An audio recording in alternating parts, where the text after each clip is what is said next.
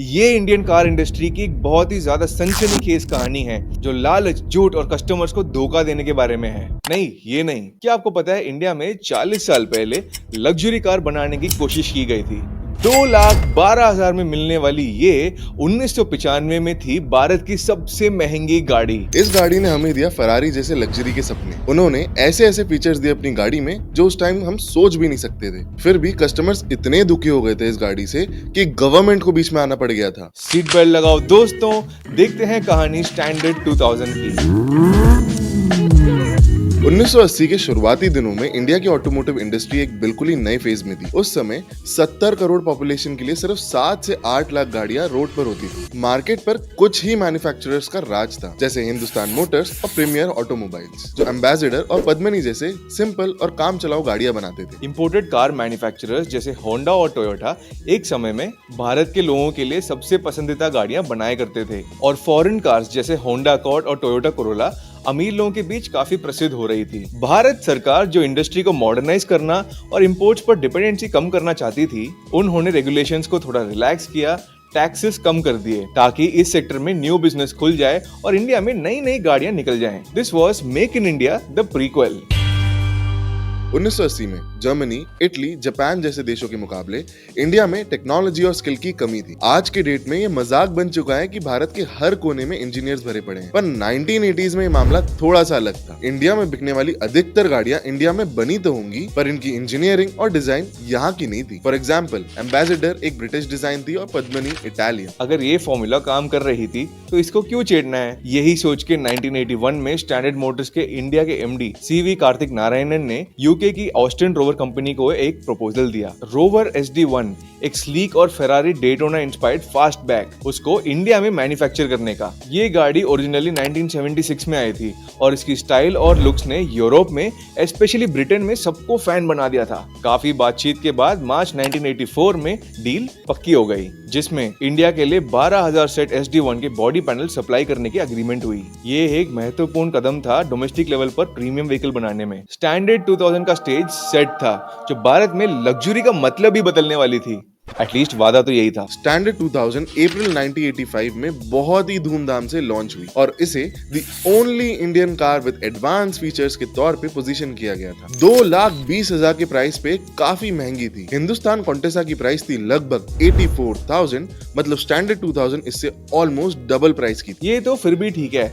भारत की सबसे मॉडर्न और रिलायबल मारुति 800 सिर्फ 45,000 की थी और स्टैंडर्ड 2000 उससे 5 गुना महंगी थी। बेसिकली स्टैंडर्ड इस गाड़ी के साथ सिर्फ अमीर लोगों को ही टारगेट कर रहा था, फिल्म स्टार्स, बिजनेसमैन, बड़े बड़े गवर्नमेंट ऑफिशियल्स। और ये बात इसकी डिजाइन से क्लियर हो गई थी। ये गाड़ी देखने में शानदार थी, जो रोवर SD1 के नॉच बैक डिजाइन को बनाए रखती थी, जिसमें फेरारी डेटोना की झलक दिखाई देती थी। स्टाइलिश और बोल्ड डिजाइन के साथ इस गाड़ी का लुक काफी सोफिस्टिकेटेड था और इंडियन रोड्स पर अपनी एक यूनिक एंड रिच प्रेजेंस बनाती थी। स्टैंडर्ड मोटर्स के पास सिर्फ दो ऑप्शन थे, या तो इस बढ़िया डिजाइन के साथ सस्ते सस्ते इंटीरियर्स डाल दे to keep the cost low, या तो इंग्लैंड के रोवर SD1 के सारे बढ़िया बढ़िया फीचर्स डाल दो इस गाड़ी में। थैंकफुली उन्होंने दूसरी ऑप्शन ली, क्योंकि बड़े क्लाइंट को अट्रैक्ट करने के लिए चाहिए बड़ा फीचर।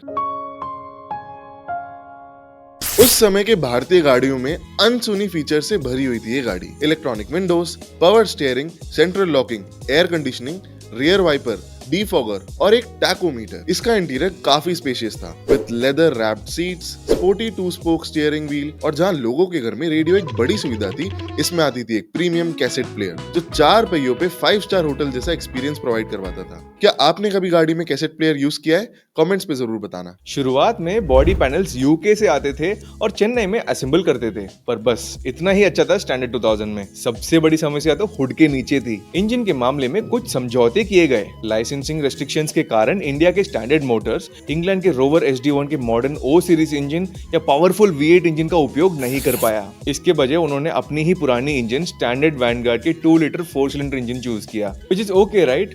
नहीं, इसका डिजाइन 1948 में किया गया था और इस गाड़ी में यूज करते थे इसको। जरा देखो इन दोनों गाड़ियों को, कोई संबंध ही नहीं है इनकी डिजाइन में, फिर भी अंदर से सेम इंजन।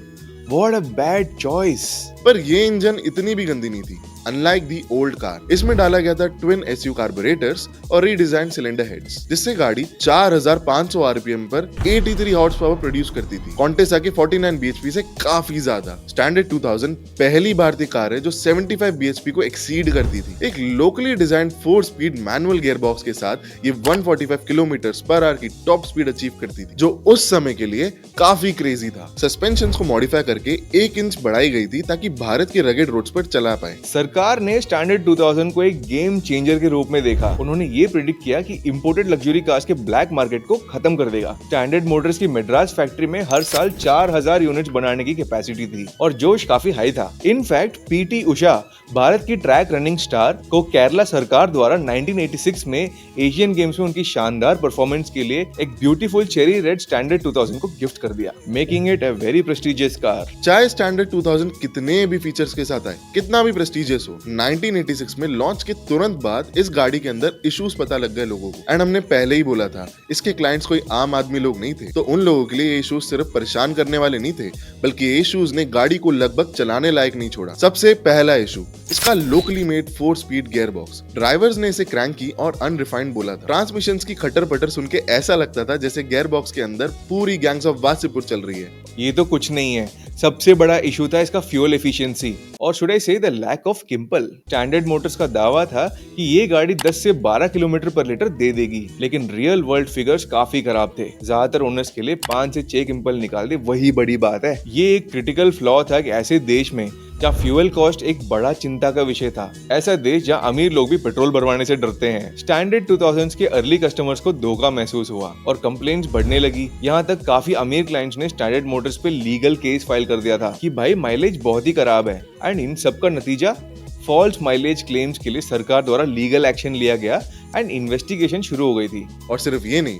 स्टैंडर्ड मोटर्स ने खर्चे कम करने के लिए बॉडी पैनल्स जो पहले यूके से आते थे, उनको यही इंडिया में बनाना स्टार्ट कर दिया, जिसके वजह से क्वालिटी फिसलने लगी। लोकल लेवल पे बनाए गए पार्ट्स यूके इंपोर्टेड पार्ट्स से कम मजबूत थे, जिसके कारण कैबिन में आवाज और पैनल गैप्स जैसे इश्यूज सामने आए, जो कि एक प्रीमियम प्राइस डिमांड करने वाले गाड़ी के लिए एक आपदा बन गई। ये गाड़ी महंगी थी, अनरिलायबल साबित हो रही थी, ड्राइविंग प्लेजर बिल्कुल नहीं था due to that gear box, और माइलेज तो सिर्फ ऑन पेपर थी। जरा गेस करो क्या हुआ होगा। केवल कुछ ही लोग थे जो इस गाड़ी को खरीद सकते थे, एंड उनमें से और भी कम लोग थे जो ये गाड़ी खरीदना चाहते थे। 1985 में सिर्फ 11 गाड़ियां बनाई गई, फिर 1986 में प्रोडक्शन बढ़ाकर 1550 यूनिट तक पहुंच गया। फिर भी ये संख्या फैक्ट्री की 4000 की कैपेसिटी से काफी कम थी, जो स्टैंडर्ड मोटर्स की सबसे बड़ी प्रोजेक्ट के लिए परेशानियां पैदा कर रही थी। 1987 तक स्टैंडर्ड 2000 की कमियां अनदेखी करना असंभव हो गया। स्टैंडर्ड मोटर्स के फ्यूल एफिशिएंसी क्लेम्स पर सरकारी जांच बहुत ज्यादा बढ़ गई थी और वरीइंगली सख्त फ्यूल एफिशिएंसी नॉर्म्स भी लागू होने लग गई थी। स्टैंडर्ड 2000 अपनी 1940s इंजन के साथ इन नॉर्म्स को पालन नहीं कर पा रही थी, जिसकी वजह से इसका फ्यूचर 2 साल में काफी ज्यादा डार्क हो गया था। प्रोडक्शन धीरे धीरे कम होता जा रहा था। 1988 तक कंपनी को ये गाड़ी पूरी तरीके से बंद करनी पड़ गई। स्टैंडर्ड 2000 भारत की सड़कों से धीरे धीरे गायब हो गई और 1990 तक ये एक दुर्लभ दृश्य बन गई। कई ओनर्स इसकी पुरानी इंजन से परेशान होकर इसको निसान, पूजो या इसूजू के ज्यादा रिलायबल और पावरफुल डीजल इंजन से बदल देते थे। कुछ भी खराब होने पर स्पेयर पार्ट्स प्राप्त करना एक चुनौती बन गया, जो अक्सर यूके से इंपोर्ट करना पड़ता था एट अ हाई कॉस्ट। इसके बीच में एक इंटरेस्टिंग कहानी है।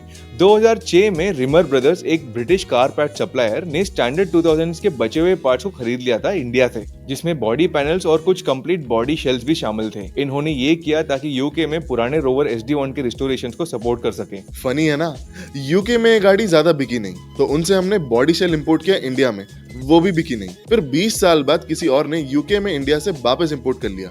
Crazy world. क्या आपने अप्पू राजा मूवी में इस गाड़ी को कभी नोटिस किया, या कभी स्टैंडर्ड 2000 में बैठने या चलाने का मौका मिला? कमेंट्स में जरूर बताना। स्टैंडर्ड 2000 यूरोपियन लग्जरी को भारत में लाने का एक बहुत ही रिस्की प्रयास था। इसकी स्लीक डिजाइन और मॉडर्न फीचर्स इसे अलग बनाते थे, लेकिन इंजीनियरिंग में समझौते और हाई प्राइसिंग ने इसकी अंत सुनिश्चित कर दी थी। लेकिन उस टाइम से जिन कंपनीज ने इंडियन मिडिल क्लास को सीरियसली लिया, जैसे महिंद्रा, hyundai एंड सुजुकी, उन्होंने न केवल सरवाइव किया बल्कि फलने फूलने में सफलता पाई है इंडिया में। वास्तव में इन कंपनीज के लिए भारत अब सबसे बड़ा मार्केट बन गया है। ये एक सबक है कि अपने कस्टमर के साथ सही व्यवहार करें और उन्हें क्वालिटी प्रोडक्ट दें, भले ही वो इसे अभी समझ ना पाए। एक ना एक दिन आपको अपनी ईमानदारी का फल जरूर मिलेगा। कंटेंट पसंद आया तो लाइक जरूर करना। ऐसे और भी मस्त कंटेंट के लिए consider subscribing to Shift club.